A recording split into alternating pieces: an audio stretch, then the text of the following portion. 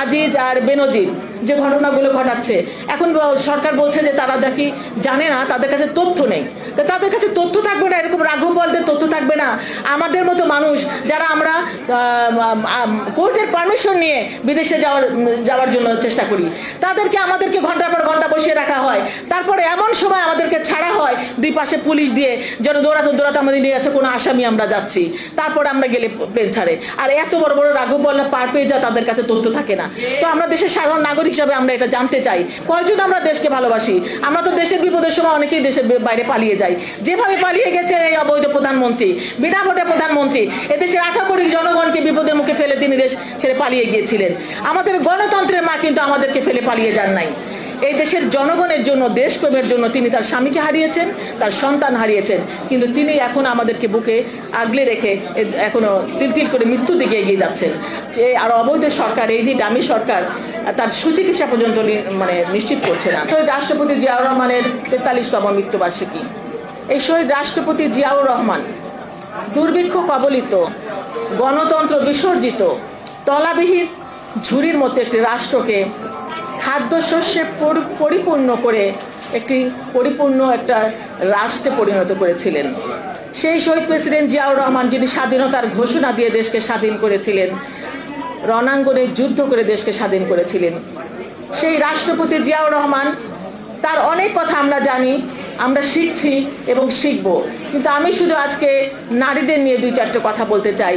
যে শহীদ রাষ্ট্রপতি জিয়াউর রহমান 1978 সালে তিনি বাংলাদেশের জাতীয়তাবাদী দলের প্রথম কাউন্সিলে বলেছিলেন যে নারীদের ক্ষমতায়নের জন্য বলেছিলেন যে নারীর ক্ষমতায়নের পাশাপাশি নারীরা যেখানে সমাজে বিভিন্ন ক্ষেত্রে অবহেলিত, রাষ্ট্রনীতিতে, সমাজনীতিতে এবং রাজনীতিতে, সেই নারী সমাজকে তিনি প্রত্যেকটি জায়গায় তার যোগ্যতা অনুযায়ী, যার যার স্বশিক্ষা, প্রাতিষ্ঠানিক শিক্ষা অনুযায়ী প্রতিষ্ঠিত করেছেন। যে নারীরা আমরা সমাজে হয়তো দিনের বেলা ঘুমিয়ে কাটাতাম, অলস সময় পার করতাম, সেই নারীদেরকে জাগিয়ে তুলেছিলেন শহীদ প্রেসিডেন্ট জিয়াউর রহমান।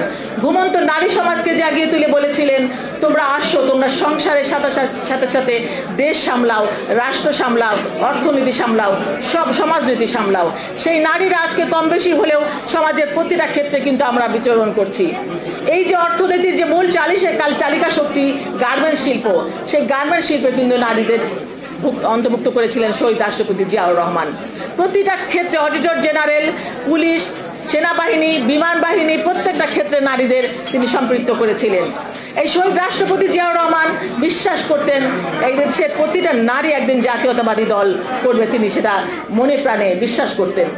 আমি গর্ববোধ করি শহীদ রাষ্ট্রপতি জিয়াউর রহমান 78 সালে বাংলাদেশ জাতীয়তাবাদী দল গঠন করার পরে তিনি জাতীয়তাবাদী মহিলা দল গঠন করেছিলেন, সেই মহিলা দলের আমি সভাপতি। শহীদ রাষ্ট্রপতি জিয়াউর রহমানের 19 দফার মধ্যে 11তম দফাই হলো নারীদের নিয়ে, নারীর ক্ষমতায়ন। এবং তিনি কি করেছিলেন, নারী এবং শিশুদের উপরে যে নির্যাতন, সেটা রোধ করেছিলেন, বন্ধ করার জন্য তিনি ব্যবস্থা গ্রহণ করেছিলেন। এবং তার পরবর্তীতে কিন্তু যৌতুক প্রথাও তিনি বন্ধ করেছিলেন, এবং তার সময় এই জিনিসগুলো সৃষ্টি হয়েছিল, নারী এবং শিশু নির্যাতন বন্ধ হয়েছিল। নারী এবং শিশু মন্ত্রণালয়ের জন্য তিনি আলাদা একটা মন্ত্রণালয় গঠন করেছিলেন। না, মন্ত্রণালয়ে মন্ত্রিত্বের জন্য নারীদের আসন সংখ্যা তিনি বৃদ্ধি করেছিলেন এই শহীদ রাষ্ট্রপতি জিয়াউর রহমান। নারীদের শিক্ষাকে তিনি অবৈতনিক করেছিলেন। আর সেই ধারাবাহিকতা আমাদের দেশনেত্রী বেগম খালেদা জিয়া ডিগ্রি পর্যন্ত নারীদের শিক্ষাকে অবৈতনিক করেছিলেন। আমরা গর্ববোধ করি যে প্রতিটা ক্ষেত্রে যেন নারীরা হয় স্বশিক্ষায় শিক্ষিত, প্রাতিষ্ঠানিক শিক্ষায় যেন আমরা শিক্ষিত হতে পারি। ভাবি বললেন, ভাবিরাই আমাদের ডক্টর শাহিদা রফিক ভাবি, যে তারা সৌভাগ্যবান যে আমাদের শহীদ রাষ্ট্রপতি জিয়াউর রহমানের সঙ্গে তারা হিজবুল বাহারে সফর করেছেন। আমরা হয়তো আমাদের দুর্ভাগ্য যে আমরা দেশনেত্রী বেগম খালেদা জিয়া যদি আজকে সুস্থ থাকতেন, নিশ্চয়ই আমরা এই যে জাতীয়তাবাদী মহিলা দল অবশ্যই একটা মানে মেধাবী একটা রাজনৈতিক যারা আমরা আছি, আমরা মনে করি তাদের নিয়ে নিশ্চয়ই আমরা একটা সফল হয়তো করতে পারতাম। তবে আমরা আশা করছি আমাদের জাতীয়তাবাদী মহিলা দল নিশ্চয়ই আমাদের আগামীর রাষ্ট্রনায়ক তারেক রহমানকে নিয়ে আমরা একটা অবশ্যই রাজনৈতিক একটা সফর আমরা করব।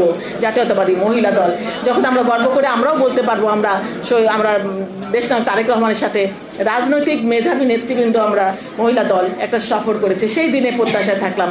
তবে বোনেরা, আমরা আশা করব যে আমরা জাতীয়তাবাদী মহিলা দল যেন সবার আগে দৃষ্টান্ত স্থাপন করতে পারি, আমাদের শহীদ রাষ্ট্রপতি জিয়া রহমানের আদর্শকে ধারণ করতে পারি। কারণ তিনি কি ছিলেন একজন দেশপ্রেমিক, একজন সেনাবাহিনী। আমাদের তিনি শিখিয়েছেন সবার আগে দেশকে ভালোবাসতে হবে। আমরা যদি দেশকে ভালোবাসতে পারি তাহলে আমরা জনগণকেও ভালোবাসতে পারবো না। সুতরাং আমাদের দেশপ্রেমকে আমাদের মধ্যে আনতে হবে। কয়জন আমরা দেশকে ভালোবাসি? আমরা তো দেশের বিপদের সময় অনেকেই দেশের বাইরে পালিয়ে যাই, যেভাবে পালিয়ে গেছে এই অবৈধ প্রধানমন্ত্রী, বিনা ভোটে প্রধানমন্ত্রী। এদেশের 18 কোটি জনগণকে বিপদের মুখে ফেলে তিনি দেশ ছেড়ে পালিয়ে গিয়েছিলেন। আমাদের গণতন্ত্রের মা কিন্তু আমাদেরকে ফেলে পালিয়ে যান নাই। এই দেশের জনগণের জন্য, দেশপ্রেমের জন্য তিনি তার স্বামীকে হারিয়েছেন, তার সন্তান হারিয়েছেন, কিন্তু তিনি এখন আমাদেরকে বুকে আগলে রেখে এখনো তিল তিল করে মৃত্যুর দিকে এগিয়ে যাচ্ছেন। যে আর অবৈধ সরকার, এই যে ডামি সরকার, তার সুচিকিৎসা পর্যন্ত নিশ্চিত করছে না। তাই আমরা আশা করব যে আমরা অবশ্যই যেন দেখেন, আমরা অনেক কথাই বলার ছিল, এই যে আজিজ আর বেনজির যে ঘটনাগুলো ঘটাচ্ছে, এখন সরকার বলছে যে তারা যা কি জানে না, তাদের কাছে তথ্য নেই। তো তাদের কাছে তথ্য থাকবে না, এরকম রাঘব বলদের তথ্য থাকবে না? আমাদের মতো মানুষ যারা আমরা কোর্টের পারমিশন নিয়ে বিদেশে যাওয়ার জন্য চেষ্টা করি, আমাদেরকে ঘন্টার পর ঘন্টা বসিয়ে রাখা হয়।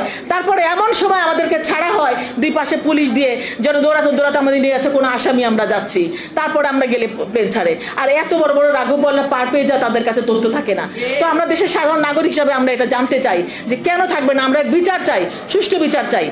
তো প্রিয় বোনেরা, আসুন আপনারা আমরা সোচ্চার যেন হই, যেন আমরা শহীদ রাষ্ট্রপতি জিয়াউর রহমানের আদর্শকে আদর্শিত করতে পারি, দেশনেত্রী বেগম খালেদা জিয়াকে অচিরে মুক্ত করতে পারি এবং দেশনায়ক তারেক রহমানকে ফিরিয়ে এনে এদেশের স্বাধীনতা অক্ষুণ্ণ রাখতে পারি, গণতন্ত্র পুনঃপ্রতিষ্ঠিত করতে পারি, আমাদের ভোটের অধিকার আমরা যেন অর্জন করতে পারি। সেই দিনটি প্রতীক্ষা থাকলাম। প্রিয় ভাই এবং বোনেরা, আপনাদের সকলকে আবারও ধন্যবাদ এবং কৃতজ্ঞতা জানিয়ে আমার বক্তব্য শেষ করছি। আসসালামু আলাইকুম।